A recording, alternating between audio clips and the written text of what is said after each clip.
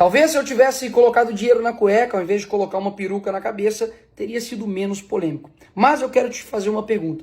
Você conhece a história da Lia Thomas, que é uma nadadora, mulher trans, de que antigamente competia com homens e ocupava ali o ranking 462 e agora ocupa o ranking 1. Ele quebrou o recorde anterior por 38 segundos de diferença do segundo colocado, ou seja, a segunda colocada, enquanto ela estava nadando, a Lia Thomas já estava comemorando ali o seu prêmio. Inclusive, recentemente agora, uma advogada pediu vestiário separado, uma vez que a Lia Thomas estava ali expondo sua genitália masculina dentro do banheiro com outras mulheres.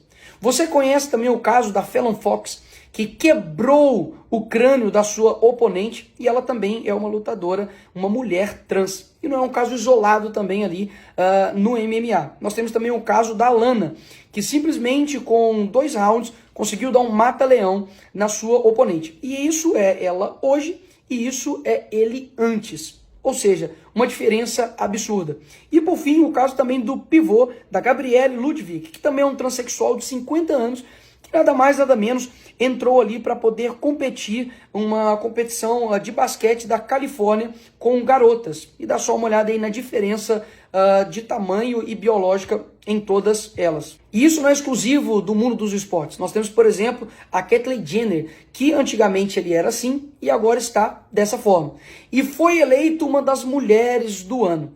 E essa história é engraçada porque ele mesmo é contrário homens participarem de eventos femininos esportivos. E ela está sendo o quê? Cancelada pela esquerda. Isso prova mais uma vez que não importa o que é falado, o que importa é quem fala, porque até mesmo uma trans que discorda disso, ela está sendo cancelada pela esquerda para não acontecer, por exemplo, casos como esse skatista de 29 anos que conseguiu ali ganhar de meninas de 13 a 16 anos um campeonato de skate. Agora, o que eu disse no meu discurso foi exatamente isso daqui.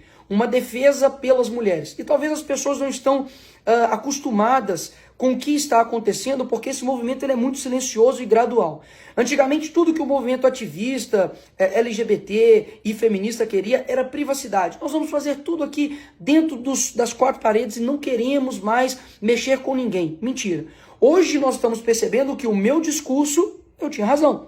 Afinal de contas, bastava ser contrário a eles que você é considerado um criminoso.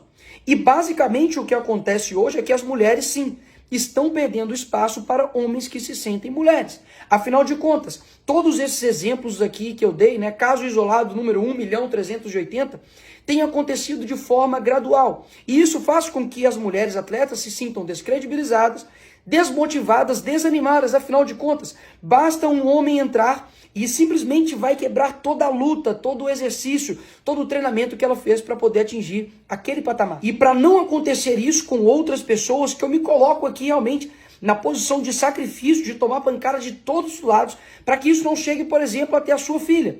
Porque já existe casos hoje de homens que entram, por exemplo, para poder se depilar e a profissional recusa, afinal de contas, ela foi profissionalizada para poder depilar mulheres e elas estão sendo taxadas de criminosas e transfóbicas.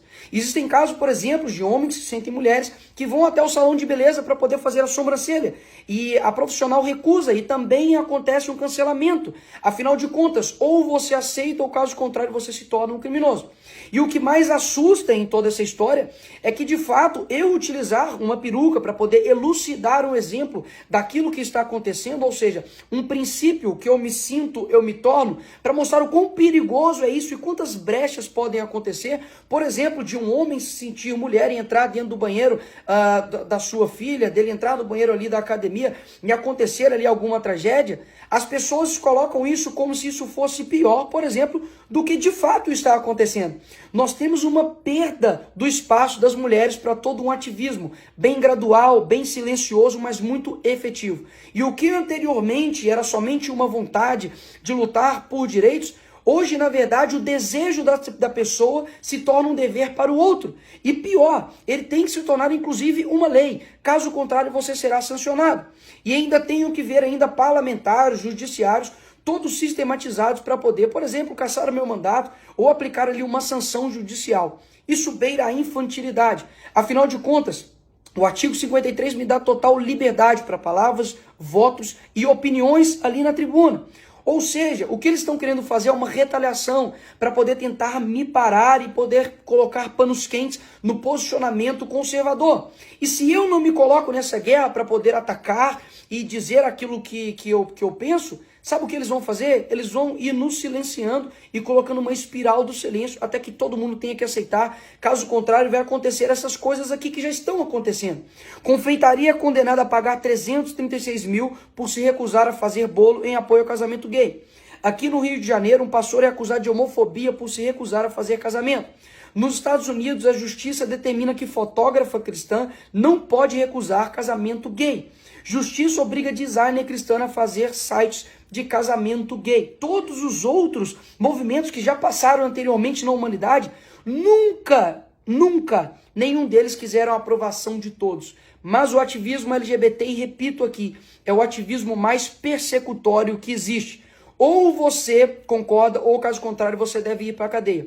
Cadeia que, inclusive, não pode abrigar menores que cometem estupro, latrocínio, roubo, mas pode abrigar um deputado que está no seu exercício. E quanto aos parlamentares que querem aí ganhar os seus likes, a sua fama em cima do que aconteceu, para pensar em quem de fato defende a liberdade. Eu fui atacado, por exemplo, de pedófilo publicamente por parlamentar que está dentro desse Congresso.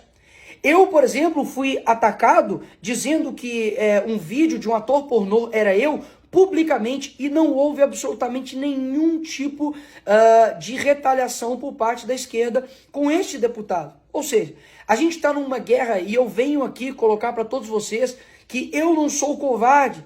Eu não vou simplesmente dizer para as pessoas de que eu estou ali querendo ser pacífico, porque um apaziguador, ele é uma pessoa que conversa ali com o crocodilo para ele ser o último a ser comido.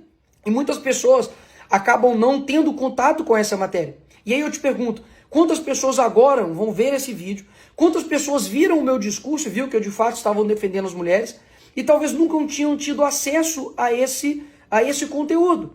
Nós estamos vendo, por exemplo, propagandas como a Apple, como a Hershey's, colocando homens que se sentem mulheres no lugar das verdadeiras mulheres. E ninguém dá absolutamente um pio a respeito disso. E como eu vou passar essa informação para frente? Você pode, obviamente, discutir o uso ou não da peruca, mas isso passa longe de ser um ato antidemocrático. Até mesmo porque naquele ali plenário, pessoas, por exemplo, já utilizaram foguetes, né, que soltam ali papéis picados, deputadas, por exemplo, que já usaram o plenário para poder discursar um poema feminista e dizer que ela é uma mulher e ela é puta.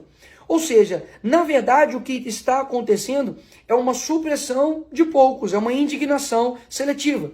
E por que a esquerda está completamente desesperada com o que eu disse? Não foi por conta da peruca, meus amigos. Foi por conta realmente do conteúdo, porque eu trouxe às claras tudo aquilo que está literalmente acontecendo. E o entendimento que nós estamos em uma guerra, quando você entra para ela, não é para você sobreviver.